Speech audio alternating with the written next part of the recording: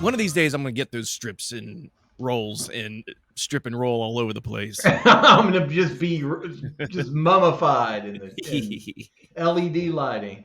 Hey, everybody, Hey, welcome to Cinematic Suffering. I'm Jason, and that's Clay over that's there. me. That's Hey, right over y'all. there. We are here for another episode of Bits and Chunks. That's right. That's right. This is our podcast format, and we quite enjoy this one because it's just a kind of off the cuff, mostly off the cuff conversation where we talk about all things horror, all the things that we've seen lately that gets us excited as horror fans, and we bring that excitement to you, the viewer. Yeah, and whether we're revisiting old stuff or seeing new things, which is what I've been primarily doing, watching things that I haven't watched before. But before we jump all into that, thank you for joining us. If you're listening to this on any kind of podcast platform, make sure you leave a review. If you're watching this on the YouTubes, then please feel free to subscribe, comment below, leave one of them thumbs up. Yes, it helps us immensely, and we appreciate it so very much. And we may have spoilers in some of these reviews, so that's a bit of a warning ahead of time. I think, wow, we're just reeling from the success of our Jeepers Creepers reviews. So if you're coming here specifically because you saw that review and like, hey, these guys are kind of cool, thank you so much. I appreciate it. Absolutely. I'm reeling. I'm trying to not let it go to my head, this newfound fame. People recognize me on the street, and I'm like, look, I'm just like the rest of y'all. I'm just here to get groceries, and Clay puts his pants on like everyone, two legs jumping up in the morning, and he managed to put two legs in at the same time and hops them up. He likes to pull them up all the ways to his chest. Yeah, up to my man meats up here. That's what I do. So Clay, I think we talked briefly about some of the stuff we saw recently. And yeah, we both saw. We'll leave the real meaty one for the second part. I recommended that you see Superhost because I felt that it was a worthwhile companion film to Influencers. Some of the same themes. Yes, and I definitely did watch Superhost under your recommendation, and it's a story basically about is it a couple? Yeah, the couple, they rent an Airbnb that's out in the middle of nowhere, pretty much a nice cabin, and we get to meet. Oh, they're also a part of this YouTube channel that has a big following or a declining following, and they're trying to get their numbers back up, and they have this thing called Superhost, and they interview and go out to Airbnbs and interview the hosts and give reviews of the places they stay. Anyways, it's a big, tiring explanation of what these people do because that's what they do. And they meet the Superhost, who happens to be some insane lady. Yes, and she's played great. She's definitely kind of one of the shining bits of this movie, and they feature her prominently in all the trailers for it for good reason. Gracie Gillum. Grace Phillips. Grace Gillum. Grace Phillips is busy with other projects. But no, Grace Phipps or something. Yeah, played Rebecca, right? I don't know. Yeah, Rebecca. Yeah, she's she was pretty good in it. Like Jason said, it's about this YouTube couple. It was one of these movies. Like I liked it, but I definitely had problems with it. Like I did not care for the protagonist at all. No. No, yeah, it's one of those things where I don't know if it was this movie or something else you told me to watch where you despise. Oh, it was another movie you told me to watch, that Irish movie about the Red Hats, Unwelcome, where you just absolutely despise particularly the male protagonist because they just fold under pressure, and that's not something you want to see from a protagonist. I don't think. And that was the case with this one, where the guy was just, in fact, both of them, neither were very likable, to be honest with you. But they just kind of folded under pressure once the chips started falling and the axes started swinging. Whoever wrote these characters just said, "Hey, let's not have him do anything constructive. Just have him bend over and die." Well, yeah, from the get go, he is just kind of subservient to his girlfriend. They aren't even married, and he's going to propose, and then she just like uses it as fodder for the channel. So it was just they're just kind of deeply unlikable, and it didn't seem accidental. It seems like this is the way we're constructing the characters. But then the main antagonist or anti-hero is Rebecca, is the murderous owner of this B&B. But like I hope that the audience can't owner Yeah. but I hope that the audience can't identify with her, because she's just a complete murderous psychopath. So you're just kind of left without anybody to root for, and that was my big kind of Yeah. problem with Superhost. Yeah, I mean, I thought it had there's some promising things that I saw in Superhost. And again, we're going to be spoiling some things here. So there's a point in the movie where the Superhost, Rebecca, stands up for the couple because this psycho ex Superhost that I guess the couple had exposed as being a bad renter or whatever, Yeah. comes out and stalks them at this Airbnb and throws a rock through the window. And then Rebecca comes out and just basically threatens this woman's life. And the woman is played by Barbara Crampton, I love her, as does most horror fans. She's great. So at that point, you're like, okay, this might be a certain twist. She's actually a very defensible, not defensible, but a host who might have some kind of redeeming qualities. Yeah. And then it goes into another weird part where that was all a setup that Rebecca had and the Barbara Crampton character were just playing a big practical joke on the couple, which was traumatizing them. And I was like, wow, that's kind of a cool twist, because if it went from there to, I don't know where it could have gone. I didn't put any kind of deep thought, but I was like, oh, that's a cool twist. But instead of just Rebecca being this murderous host, just stalking them, it could turn itself on its head, and maybe that couple retaliates in some kind of gruesome way. No one makes a joke out of us, and then I don't know. But anyways, it could have gone that way. It didn't. It went down the, I think, very predictable route of Rebecca being the murderous Superhost, and basically, And it was predictable, but then when it subverts expectation, it does it in a way that's unsatisfying for the audience at the same time. It's like, okay, just and again, the last spoiler warning you're going to get, y'all. I don't want to ruin the movie for you, but it doesn't go the way, it doesn't work out for our protagonist, and I'm kind of getting tired of that trope too. It's like, I know that it's kind of tedious if the characters have plot armor, and we always see them prevail, but you watch them through this whole process, and then it doesn't work out at the end. So it's just kind of, you just kind of feel empty by the time everything resolves itself. So glowing review of Superhost, but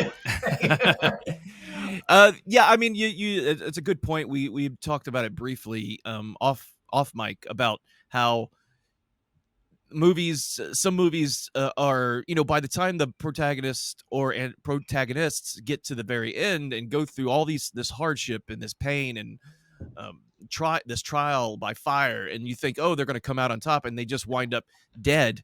And that's fine in certain movies and certain stories, but then you see those movies like this where it kind of feels a little bit pointless, where this is just kind of a YouTube couple. If this YouTube couple were, suffering some hardships, maybe they're in fight with each other, maybe the guy had done something really grotesque, and I don't know, just kind of, but they really didn't have anything between them that was very disgusting, or any kind of backstory or history that would let you know that, hey, these people aren't that good. They were just YouTube hosts, and maybe I'm a little biased. Well, maybe I am too, and maybe it's a little bit too inside baseball, but like the kind of our whole future, our whole economy, or whatever, the our all our finances are wrapped up in this YouTube channel, was the setup for these two. And their relationship was also kind of on rocky ground. That put me just that made me so anxious, and just to watch them be just utterly fake. It's something that I hate it when YouTubers do. It probably Yeah. gets you more views, and it's probably something that people have been told that they need to do, is just overly animated and this kind of thing. It reads as so fake and just so deeply cringy for me. And Yeah. they both act like that on camera. It's kind of cool in a way, because the film is aware of it, and kind of criticizing it in a way. But again, it doesn't exactly endear you to the characters. So what I did like about it, and the reason I recommended it, is it kind of reminded me a little bit of Influencer, in the way that we're starting to see contemporary horror movies tackle contemporary issues. So that's what I did kind of like about Yeah. Yeah, and it's funny seeing horror movies nowadays, because there is the trope now of going out to a place in the middle of nowhere, and you always have to put in there's no cell phone signal. You it. always have to put that Yeah. in because it's a part of current technology. Yeah. Does Or anybody horror else got a movie. signal? Yeah. Yeah, yeah. So it does create some kind of sense of tension sometimes if it's built right, using that trope. I see horror movies just kind of like harkening back to the past. They'll go back to the mid '90s, early '90s, or Yeah. back to the '80s, and they'll just roll it back and say, "Hey, this isn't modern. This is going back into the throwback into 30 years ago, 40 years ago." So they don't have to put up with the problems of having a cell phone, and it's much more easier to make a horror movie back then. And I think we discussed this before on a previous episode, because all of these modern contrivances aren't around to Yeah. really, because anybody, you'd be like, oh, well, I'll just type on the internet and solve my problem, or I can Yeah. just get on my phone, I can call this person, I can do this. And it wasn't as easy back then. So Yeah, yeah. and I think it also, it works in two ways too, because the filmmakers probably liked the horror movies from those decades the most. I think that's why you're seeing a lot of nostalgic '80s kind of sensibilities coming into horror movies, is because Yeah. just people love that whole era. I know I did. Oh yeah. Yeah, I love it. Yeah, so that's Superhost. Super Superhost, yeah. So if super you're going to make a double feature of it, definitely check out Influencer, which we talked about at length in another Bits and Chunks episode. But Superhost makes a good bookend to that movie. Another movie that we both checked out recently, which I've been excited about seeing, is it goes by several names. It goes by The Japanese Evil Dead, is what most people kind of know it as, but its actual title is Bloody Muscle Bodybuilder in Hell, is the actual title here. And shout out to Bloody Disgusting. I've got their site open now, and I was just looking at a little bit of trivia about it. Not real shocking, but this was pretty much a solo project. Pretty much conceived and executed by the star of the movie. Yeah, yeah. It was one of those things that I had heard whispers of it over the years, and I had heard the Japanese Evil Dead. That's all I heard was the Yeah. Japanese Evil Dead. I could never get the actual name of the movie from the people who's who would tell me about it, until I came across my queue on Prime, I guess through Shudder or whatever, where it's on. And it I was like, boing, that's it. This is the movie. This is that Evil Dead, Japanese Evil Dead movie. And I told my wife, and Yeah. she's like, oh, let's watch it. So it's only like an hour and 15 minutes or something. So it wasn't that It long. goes by quick. Yeah. Yeah, and it goes by quick, But and it pretty much is the Japanese Evil Dead, and I will say it rules.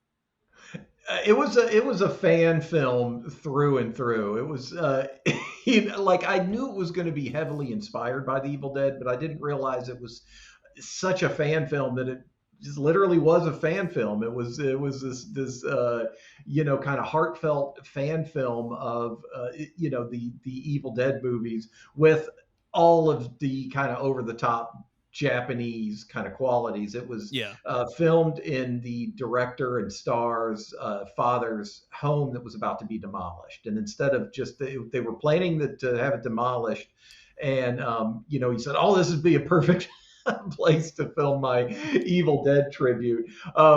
It was fun, and you have to kind of, it's almost like a must watch for horror fans because the guy put so much love and effort into it. I mean, he did all the special effects, all the gushy stop motion himself, Yeah. and it was kind of interesting because it all took place in these really cramped little Japanese house corridors in this house that was just falling apart, because they didn't have a cabin in the woods available, so Right. you know they were kind of artificially stuck inside the house, and it was fun. Yeah, they yeah, it was cool. You can obviously, it's an obvious homage to the Evil Dead because the director even puts the typical Sam Raimi shots in there that you're used Yeah. to seeing from his movies, especially the Evil Dead trilogies. And it was, I loved it because it you could tell it was kind of following some of the plot points of Evil Dead, but it was throwing its own spin on it. Yeah. Like you said, the Japanese influence is definitely in the movie. So you saw some ridiculous things. I mean, the fact that the body, that there's a part in here where this thing just won't die. They chop it up into pieces, and I mean, it's just like they can't do anything. This body won't die, and it's so funny but also badass at the same time. Yeah. I think one of the things that I was wondering about was like at the beginning we kind of get pictures of him like muscled up, and, and throughout the movie I was like, so when's he going to take his shirt off? When we're going to see this I muscled up know. bodybuilder? And he rarely takes his shirt off, and the times when he does, it feels like he's just kind of Like he's just stretching. he's like, I gotta get these muscles out. It's a Bloody Muscle Bodybuilder, the same way that, kind of someone who's filmed themselves getting it on with somebody is an adult film star. It's like Yeah. there's a certain amount of hyperbole involved here because that's one of the funniest things about it. It's like, dude, you're not. I'm, I guess you go to the gym, but you are not a bodybuilder. It's I okay, but yeah, in fact, I would have been fine if they actually put like doctored in images of an actual bodybuilder, just even though this skinny guy's been running around the house all the time. He's like takes off his shirt, and then they just superimpose like Arnold Schwarzenegger's body there or something like that with scene his from head on top.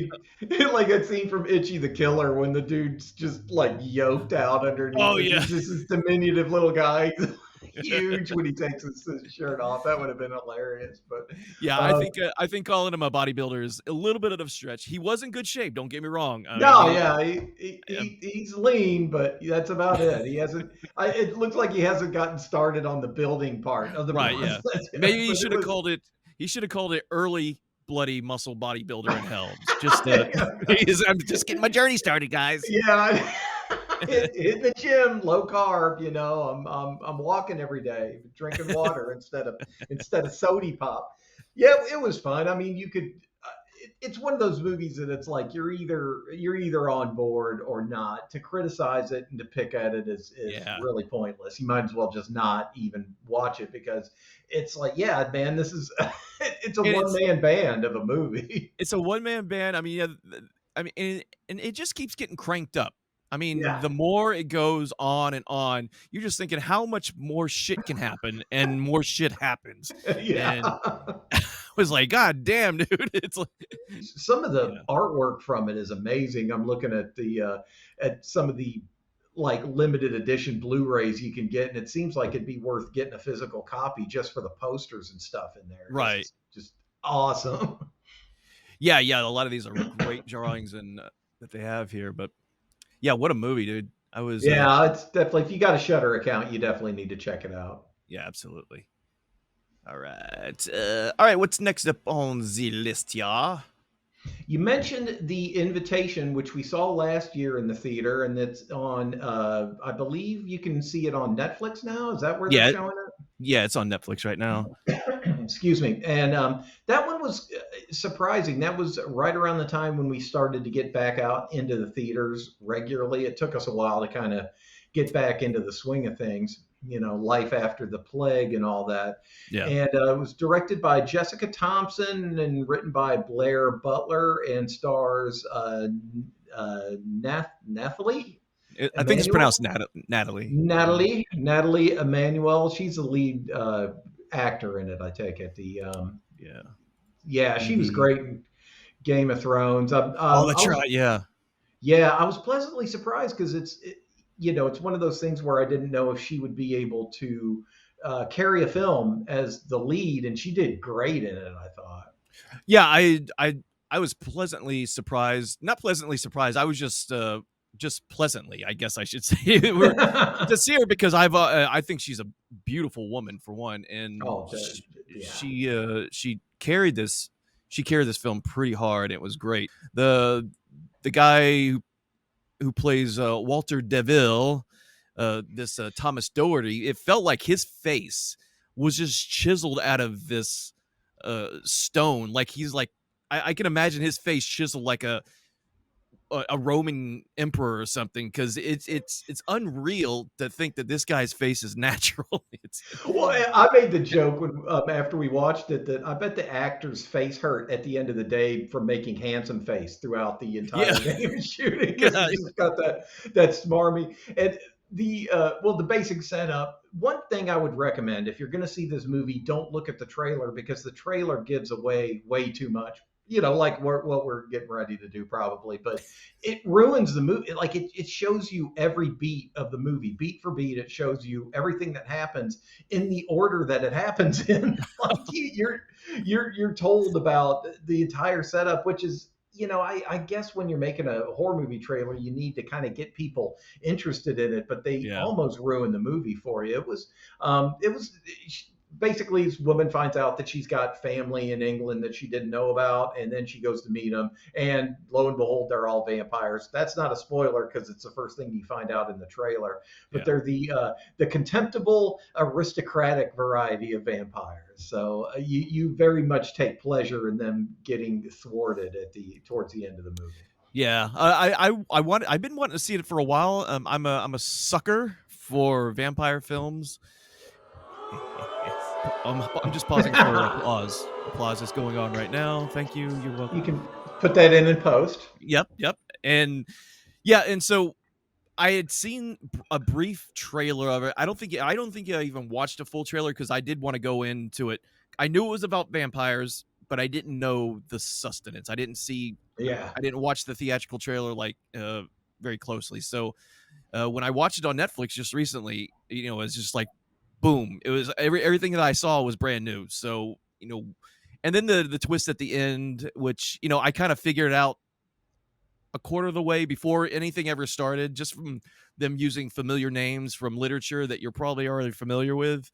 That I was Yeah. like, oh, okay, I get it. I know where we're going. But it was a nice, cool take on an old story.